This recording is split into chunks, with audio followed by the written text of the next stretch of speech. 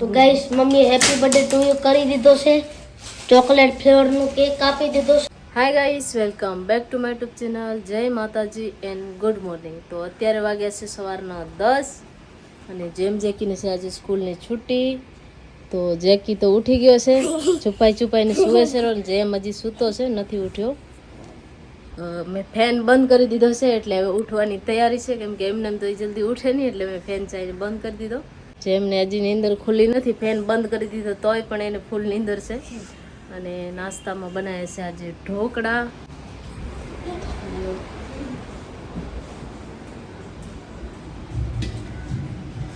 હજુ સરસ ઢોકળા મેં બનાવી રાખી દીધા છે, પણ હવે આ જેમ જેકી ઉઠે ને એટલે બસ નાસ્તો કરવાનો છે. હા, જો ઉઠી ગયો.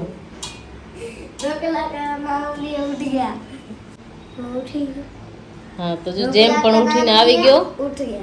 હવે બસ આ ઢોકળા ખાવાના છે. નાસ્તામાં આજે ઢોકળા બનાવ્યા. આજે કેમ કે રવિવાર છે ને, સન્ડે છે, તો ઉઠવાનું નાવાનું બધું આરામથી હોય, એટલે ઢોકળા મેં પહેલાંથી બનાવીને રાખી દીધા. નાવાનું તો મારે પણ હજી બાકી છે.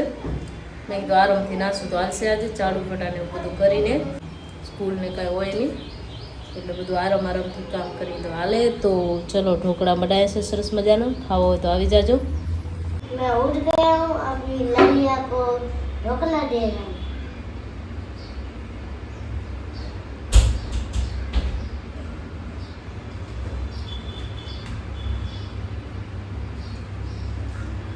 अरे पानी बहुत पड़ती है. પાણી ઓછો ભરવો જોઈએ ને વાટકામાં.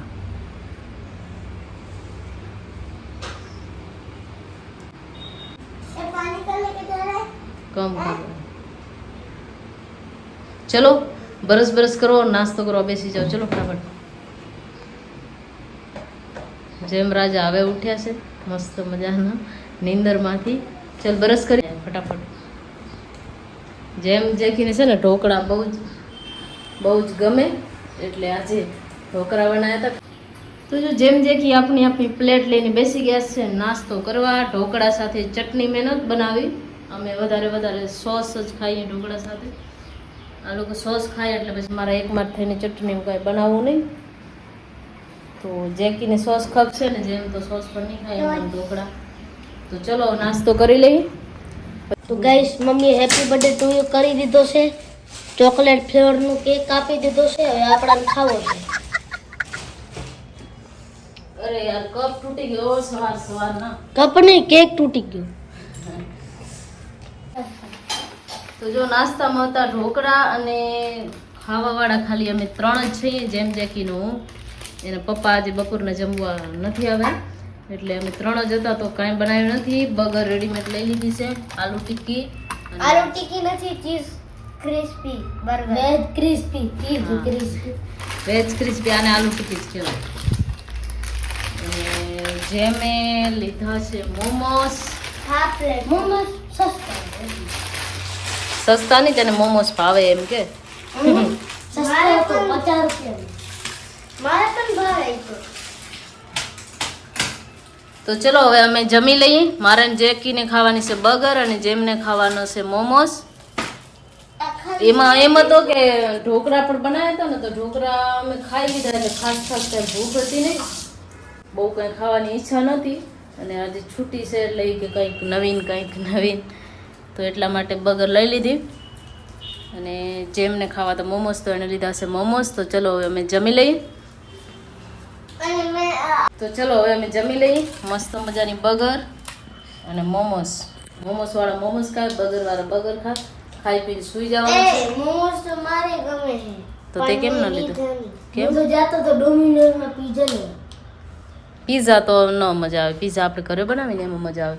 બર્ગર કેમ કે ઘરે ના બને વ્યવસ્થિત, એટલે burger I can never rest.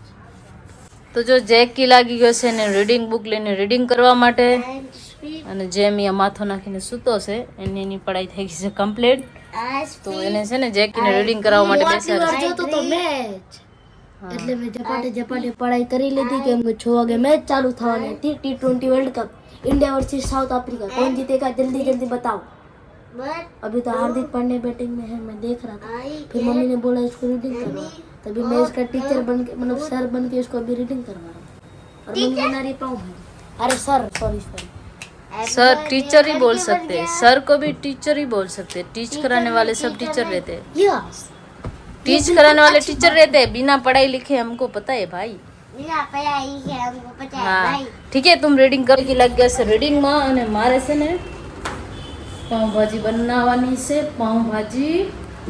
તો પાઉંભાજી માટે ખીચડી બની ગઈ છે, લાઈટ ચાલુ ખીચડી બની ગઈ છે।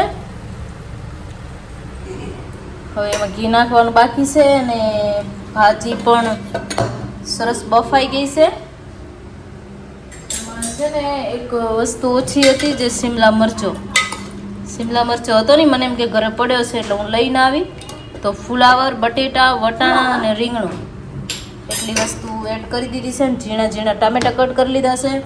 ડુંગળી ઉપરથી નાખવા માટે કટ કરી લીધી છે, સાથે લીંબુ અને ચટણી અને આ લીલી ડુંગળી। હું પાઉંભાજી છે ને લીલી ડુંગળીની જ બનાવું।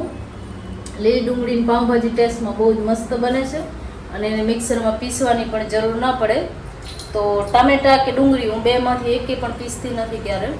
એ બેને એકદમ ઝીણા ઝીણા કટ કરી અને પહેલાં જ વઘાર બનાવી લઈ, સરસ ગળી જાય ને વઘારમાં એટલે પછી ઉપરથી જે આપણા બાફેલા જે છે વેજીટેબલ્સ એ એડ કરી દેવાના। ચટણી થોડીક એડ કરી દેવાની, લસણ અને અદરકવાળી। બાકી તો પાઉંભાજીનો મસાલો એ જ નાખવાનો હોય। તો આ રીતના પાઉંભાજી બનાવીને તો બહુ ટેસ્ટી બને છે। એટલે હું ક્યારેક લીલી ડુંગળી ન હોય તો જ સૂકી ડુંગળીનો યુઝ કરું, નહીં તો પાઉંભાજીમાં સૂકી ડુંગળીનો યુઝ ના કરું। ઉપરથી નાખવા માટે ખાલી કટ કરવાની થાય એટલી જ થાય। બાકી તો આ લીલી ડુંગળી છે ને એકદમ બારીક બારીક કટ કરી લઈશ અને ટામેટા ઓલરેડી મેં કટ કરી લીધા છે। તો ચલો હું પાઉંભાજી બનાવી લઉં। જેમ જેકી બેસી ગયા છે જમવા માટે, એમને ભૂખ લાગી હતી એટલે પાઉં શેકીને દઈ દીધા અને બાકીના પાઉં હજી શેકવાના બાકી છે। એ પહેલાં જમી લે, કેમ કે 9 વાગે ટ્યુશનથી આવી જાય ને એટલે ત્યારે ખાઈ લે, એટલે એની આદત છે। આજે તો ભલે છુટ્ટી હતી, કનૈયાને થાળ ધરાવી દીધો ને જેમ જેકીને જમવા બેસાડી દીધા। અમારે જમવાનો જે બાકી છે। તો ચલો આ વિડીયોને અહીંયા જ કરશું એન્ડ, ફરી મળીશું એક નવા વિડીયો સાથે। ત્યાં સુધી જય માતાજી એન્ડ જય દ્વારકાધીશ।